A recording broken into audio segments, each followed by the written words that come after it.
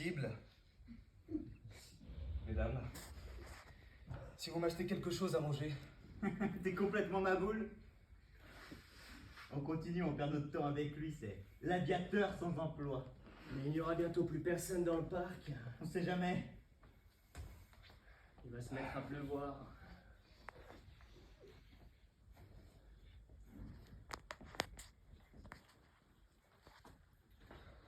Tiens, la voilà, la mauvaise, celle qui a fait ton malheur et celui des tiens. Pas elle, son cousin. Elle nous a accueillis et plus tard, elle a proposé de payer les gâteaux. Je n'ai rien contre elle. Moi si.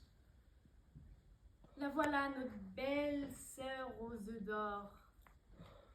Elle a une boutique. Elle vient encore à la pêche aux clients. Pas la peine de me sauter dessus à bras raccourcis, je vais seulement au salon de thé au bord de l'étang. Il paraît que tu vas épouser un veuf qui a 3 enfants. C'est vrai ça? Oui, c'est lui que je vais retrouver là-bas. Hé, les bécasses, vous dégagez, oui? On peut pas être tranquille 2 minutes. Ta gueule! Bande de hyènes! Même dans ce trou perdu, elle voit inlassablement à la pêche aux victimes. Jusque dans les buissons, jusque sous la pluie. Elle cherche des acheteurs désespérément. Pourquoi les insulter? Oh, C'est quoi ces yeux ronds? pourquoi faire la corde? Passe ton chemin, petite sœur, passe ton chemin. Je n'ai pas d'argent, rien. Pas même une petite pièce jaune. Et si j'en avais une, ce n'est pas toi que je m'offrirais, mais un bon verre d'eau. Pourquoi faire la corde? Vous n'avez pas le droit. De quoi je me mêle? Dégage! Il pleut. Essaie pas de te mettre sous cet arbre. Non. Laisse tomber, petite sœur, ça sert à rien. Tu ne feras pas affaire avec moi. Et puis, t'es trop moche, t'as les jambes arquées. C'est pas vrai? Elle va pas me les montrer. Et viens sous cet arbre, bon Dieu, puisqu'il pleut.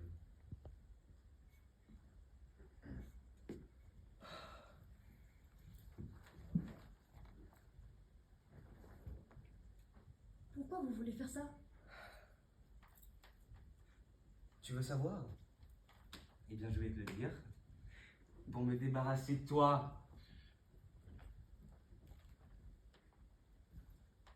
Tu sais ce que c'est, un aviateur? Oui, j'ai déjà vu des aviateurs. Dans un salon de thé. Non, tu n'en as pas vu. Peut-être quelques andouilles, avec du vent dans la tête et un casque de cuir par-dessus. Des types qui n'ont pas d'oreilles pour les moteurs, pas de sentiments pour les machines. Ça peut grimper dans un coucou parce que ça a agressé la patte du chef du hangar. Essaie de lui dire, fais perdre 2000 pieds à ton coucou au milieu des nuages. Et redresse-le d'un coup de manche. Tu répondras, ce n'est pas dans le contrat.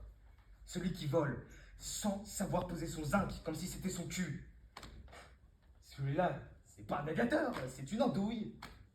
Moi, je suis un aviateur et pourtant, je suis la plus grande des andouilles. Parce que j'ai lu tous les livres sur l'aviation à l'école de Pékin. Et dans un livre, il y a une page que je n'ai pas lue. Et sur cette page, il y avait écrit qu'on n'a plus besoin d'aviateurs. Et voilà, je suis devenu un aviateur sans avion, un aviateur de l'aéropostale sans courtier. Mais ce que ça signifie, tu ne peux pas comprendre. Je crois bien que je comprends. Si je te dis que tu ne peux pas comprendre, c'est que tu ne peux pas comprendre. Quand on était petits, on avait une grue qui avait une aile paralysée. Elle était gentille avec nous. Elle nous en voulait pas quand on la tarabustait. Elle se pavanait derrière nous en poussant des cris pour pas qu'on avance trop vite. Mais à l'automne et au printemps, quand de grands essaims passaient au-dessus du village, elle devenait très nerveuse et je la comprenais très bien. Je chiale pas, Non, ça abîme le teint.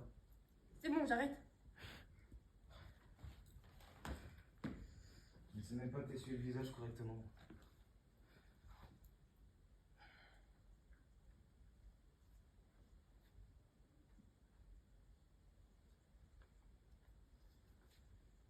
Si tu dois rester là, pour éviter que je me pende, ouvre la bouche au moins. Je sais pas. Pourquoi tiens-tu tellement à me décrocher de la branche, petite sœur? Ça m'effraie. Je suis sûre que vous vouliez faire ça seulement parce que la soirée est si sombre. Dans notre pays, il ne devrait pas y avoir ces sombres soirées. Ni ces ponts si hauts au-dessus des rivières, ni l'heure entre la nuit et le matin. Et toute la saison de l'hiver, c'est dangereux.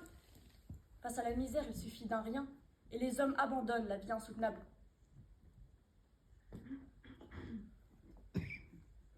Parle-moi de toi. De moi, j'ai une petite boutique.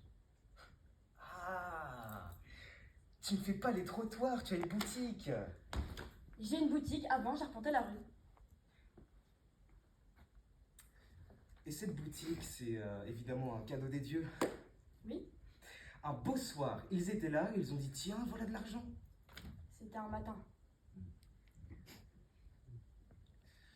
Tu n'es pas très causante. Je sais faire de la sitar, un peu. Et je sais imiter les gens. Oh non, vraiment? C'est pas croyable, j'ai dû oublier mon porte-monnaie. Et après, j'ai eu la boutique. Et la première chose que j'ai fait, c'est donner ma sitar. Je me suis dit, je suis bien aussi racorni qu'un rançon, je m'en fiche. Je suis riche, je me suis dit. Je vais seule, je dors seule. Et pendant toute une année, je me suis dit, je ne ferai plus rien avec un homme.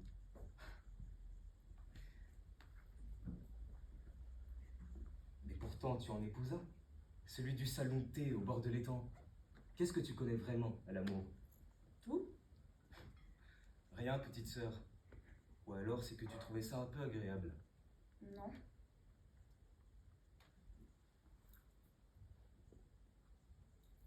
Et ça, c'est agréable? Oui. Tu n'es pas difficile. Quelle ville! Vous n'avez pas d'amis? Si, plein d'amis. D'aucuns qui lui entendent que je n'ai toujours pas de poste. Ils me regardent comme si quelqu'un se plaignait encore qu'il y ait de l'eau dans la mer. Et toi, tu as des amis, toi? Un cousin. Alors un conseil, méfie-toi de lui. Je l'ai vu qu'une fois et il est reparti, il reviendra plus. Mais pourquoi dites-vous des paroles aussi désespérées? Vous savez ce qu'on dit? Paroles désespérées, paroles sans bonté. Ah, parle encore, après tout, une voix, c'est toujours une voix. Il y a encore de bonnes personnes malgré toute cette misère. Une fois, quand j'étais petite, je portais un fagot de bois. Je suis tombée par terre. Un vieil homme m'a relevée et il m'a même donné une pièce. Je m'en suis souvent souvenue. C'est souvent ceux qui ont peu à manger qui donnent volontiers. Les gens aiment montrer ce qu'ils peuvent donner, probablement. Et comment mieux le montrer qu'en étant gentil? La méchanceté n'est qu'une sorte de maladresse. Quand quelqu'un chante, fabrique une machine ou plante du riz, c'est en fait de la gentillesse. Même vous, vous êtes gentil. Avec toi, j'y arrive facilement, on dirait. Oui. Et je viens de sentir une goutte de pluie. Où? Entre les yeux. Plutôt vers le gauche, plutôt vers le droit. Vers le gauche. Bien.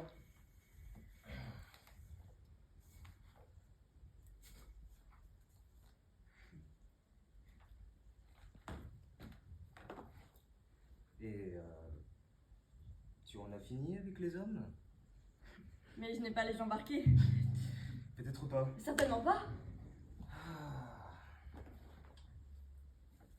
Et comme ça fait 2 jours que je n'ai rien mangé, et une journée entière que je n'ai rien bu, je ne pourrais pas t'aimer, petite sœur, même si je le voulais.